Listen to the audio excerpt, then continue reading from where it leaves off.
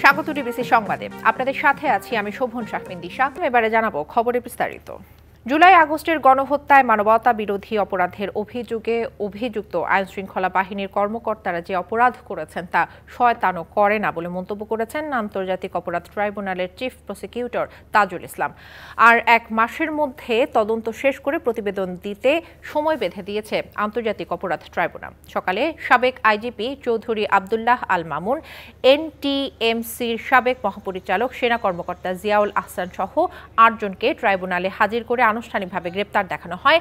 বেলা 11টার দিকে শুরু হয় শুনানি কার্যক্রম। এ সময় তদন্ত সংস্থার কাছে আসা সমস্ত তথ্য প্রমাণ আদালতে তুলে ধরা হয়। সাবেক আইজিপি চৌধুরী আবদুল্লাহ আল মামুনকে গণঅভ্যুত্থানে নির্বিচারে ছাত্র জনতার উপর গুলি চালানোর নির্দেশদাতা হিসেবে চিহ্নিত করা হয়। বলা হয় সরাসরি তার তত্ত্বাবধানে গণহত্যা চালানো হয়েছে। আর সাবেক সেনা কর্মকর্তা মেজর জিয়াউল আহসান এই গণহত্যার ইন্ধনদাতা ছিলেন।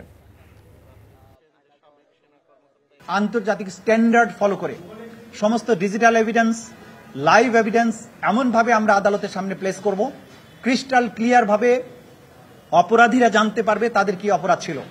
গোটা বাংলাদেশ, গোটা দুনিয়া দেখবে এই বিচারটা স্বচ্ছ এবং ফেয়ার হয়েছে। সেই ধরনের এভিডেন্স প্রিপেয়ার করার জন্য আমাদের যুক্তিসঙ্গত সময় দরকার। আমরা 2 মাস চেয়েছিলাম, আদালত 1 মাস সময় দিয়েছেন। 19শে ডিসেম্বর এই মামলার পরবর্তী তারিখ নির্ধারণ করেছেন। দর্শক, ট্রাইব্যুনাল প্রাঙ্গণে কথা বলছেন আইনজীবীরা, আমরা সরাসরি যুক্ত হচ্ছে সেখানে।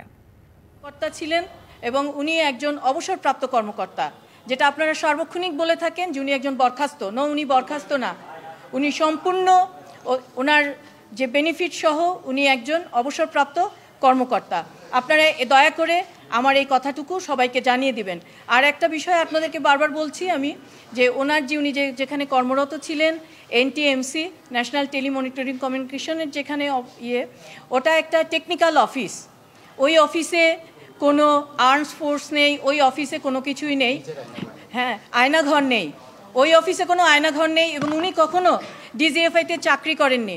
আয়নাঘর নামক যে একটা ভয়ঙ্কর তথ্য, সেই তথ্যটা নিয়ে যে মিডিয়া যে ট্রায়ালটা করছে, সেই ট্রায়ালটা ওনার পরিবারের জন্য এবং ওনার জন্য অত্যন্ত মর্মান্তিক। আমি আপনাদের অনুরোধ করব, আপনারা এই কাজটা করবেন না। একটা মানুষকে মিডিয়া ট্রায়ালের মাধ্যমে তাকে হেয় করার কোনো অধিকার কারো নাই। এটা বাকস্বাধীনতার নয়। বাকস্বাধীনতার যে অনুচ্ছেদগুলো আছে আপনারা দয়া করে সেটুকু, এবং সাংবাদিকতার যে আইন আছে সেই আইনটুকু আপনারা মেনে নিয়ে, যে এথিক্স আছে সেই এথিক্স নিয়ে আপনারা কথা বলবেন। এটুকুই আপনাদের কাছে আমার অনুরোধ। সবকিছু বের হয়ে আসবে। আপনি মিডিয়া ট্রায়ালের কথা বলছেন, আসলে এটা মিডিয়া ট্রায়াল না। আজকে চিফ প্রসিকিউটর তিনি আদালতে যেই কথাগুলো বলেছেন, আমরা যারা ছিলাম ভেতরে তারা সবাই নোট নিয়েছে। আমরা সেই কথার সূত্র ধরেই একটু জানতে চাওয়া যে এখানে যত আয়নাঘর ছিল, তারপরে যত গুমের ঘটনা ঘটেছে, সেখানে তাকে প্রবর্তক বা সে এটা শুরু করেছে এরকম অভিযোগ করা হয়েছে।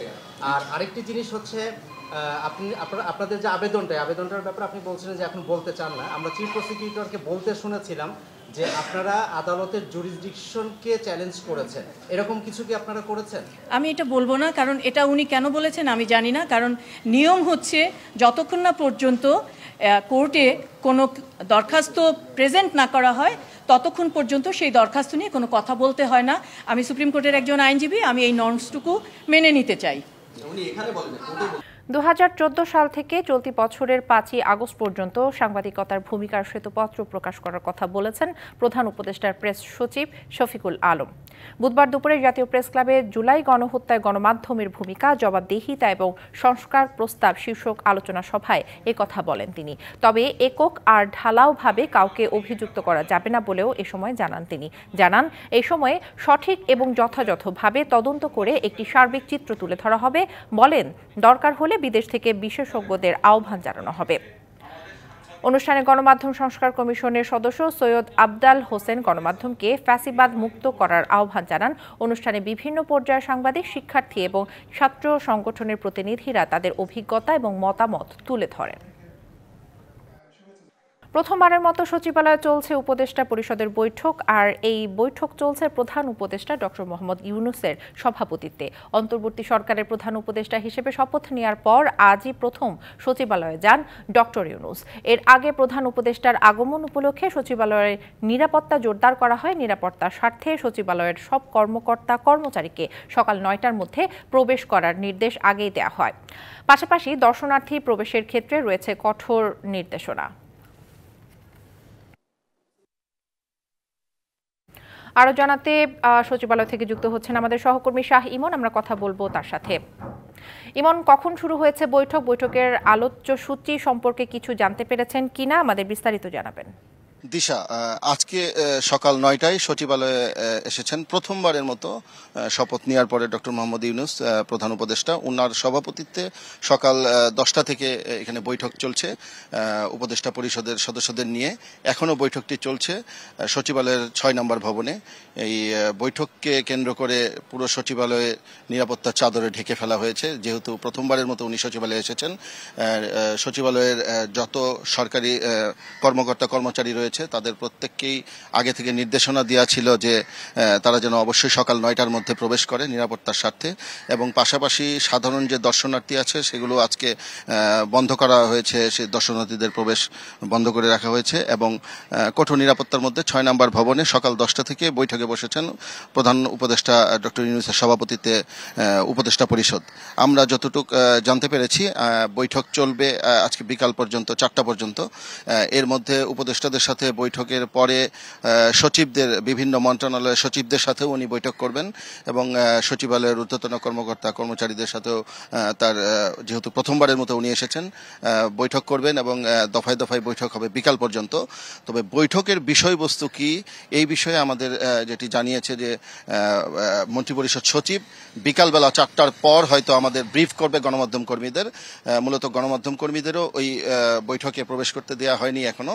বিকালে মন্ত্রিপরিষদ সচিব বৈঠকে ব্রিফিং এর মাধ্যমে জানাবে যে বৈঠকে কি কি সিদ্ধান্ত হয়েছে বা কি কি বিষয়ে আলোচ্য ছিল, এগুলো বিকালে জানানো হবে। তো এই মুহূর্তে বৈঠক চলছে। উপদেষ্টাদের নিয়ে বৈঠক শেষ হলে এর পরবর্তীতে হয়তো সচিবদের সাথে আবারও বৈঠক করবে, এবং দফায় দফায় বিভিন্ন মন্ত্রণালয়ের ঊর্ধ্বতন কর্মকর্তা এবং সচিবদের সাথে বিভিন্ন বিষয়ে বৈঠক করবেন, এবং সার্বিক বিষয়গুলো নিয়ে দিক নির্দেশনা দিবেন, এবং আরো কিছু এজেন্ডা রয়েছে সেগুলো আমাদেরকে। ইমন, আপনাকে ধন্যবাদ। আপনি থাকুন সেখানে, নিশ্চয়ই পরবর্তী সংবাদে আপনার মাধ্যমে বৈঠকের সিদ্ধান্ত আমরা দর্শকদের জানাতে পারবো। ধন্যবাদ আপনাকে। ব্যাটারি চালিত অটোরিকশার ধাক্কায় জাহাঙ্গীরনগর বিশ্ববিদ্যালয়ের মার্কেটিং বিভাগের শিক্ষার্থী আফসানা করিম রাচির মৃত্যুর ঘটনায় ৮ দফা দাবিতে জাহাঙ্গীরনগর ব্লকেট কর্মসূচি পালন করছেন শিক্ষার্থীরা। সকাল 6:45টার দিকে বিশ্ববিদ্যালয়ের সব দরজায় তালা ঝুলিয়ে দিয়ে প্রধান ফটকে ৮ দফা দাবিতে অবস্থান নিয়েছেন তারা। এ সময় নিহত শিক্ষার্থীর পরিবারকে যথাযথ আর্থিক ক্ষতিপূরণ, অদক্ষ নিরাপত্তা কর্মীদের প্রত্যাহার এবং ২৪ ঘন্টার মধ্যে সিসিটিভি ক্যামেরাগুলো সচল করা সহ নিরাপদ ক্যাম্পাসের দাবি জানান শিক্ষার্থীরা। এদিকে রাঁচির মৃত্যুর ঘটনায় দায়িত্ব অবহেলার কারণে ডেপুটি রেজিস্ট্রার সহ ৪ কর্মকর্তা কর্মচারীকে সাময়িক বহিষ্কার করেছে বিশ্ববিদ্যালয় প্রশাসন।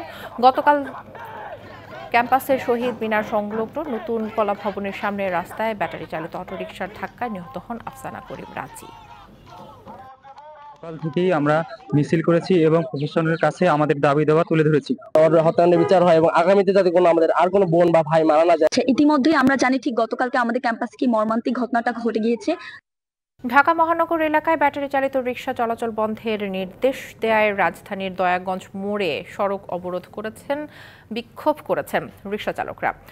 দুপুর 12:30টার দিকে বিক্ষোভ শুরু করেন তারা। গতকাল ঢাকা মহানগর এলাকায় 3 দিনের মধ্যে ব্যাটারি চালিত রিকশা চলাচল বন্ধের নির্দেশ দেয় হাইকোর্ট। স্বরাষ্ট্র সচিব, স্থানীয় সরকার সচিব, আইজিপি, ঢাকা মহানগর পুলিশ কমিশনার, ঢাকার 2 সিটি কর্পোরেশন কর্তৃপক্ষ সহ সংশ্লিষ্টদের আদালতের এই আদেশ বাস্তবায়ন করতে বলা হয়েছে।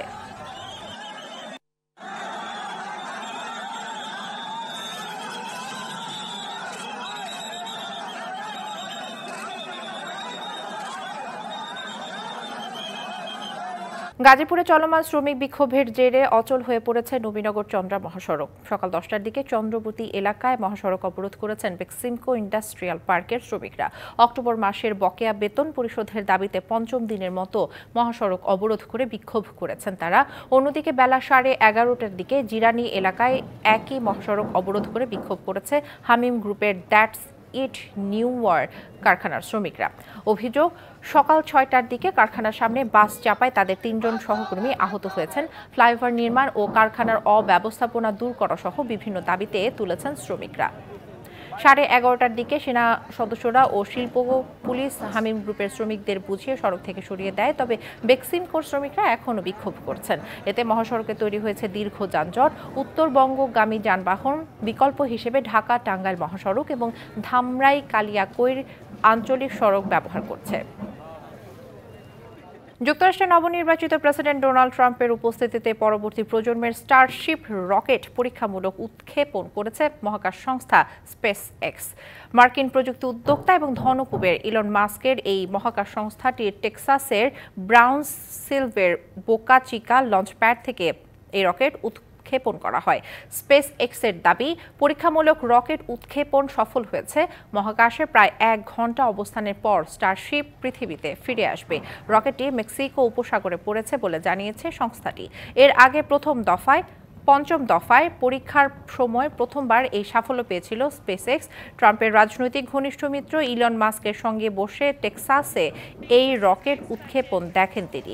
ইলন মাস্ক ও তার সংস্থার আশা, তাদের রকেটে করে একদিন মঙ্গল গ্রহ এবং চাঁদে নভোচারী পাঠানো যাবে। স্পেসএক্সের এটি 6ষ্ঠ স্টারশিপ রকেটের পরীক্ষামূলক উৎক্ষেপণ।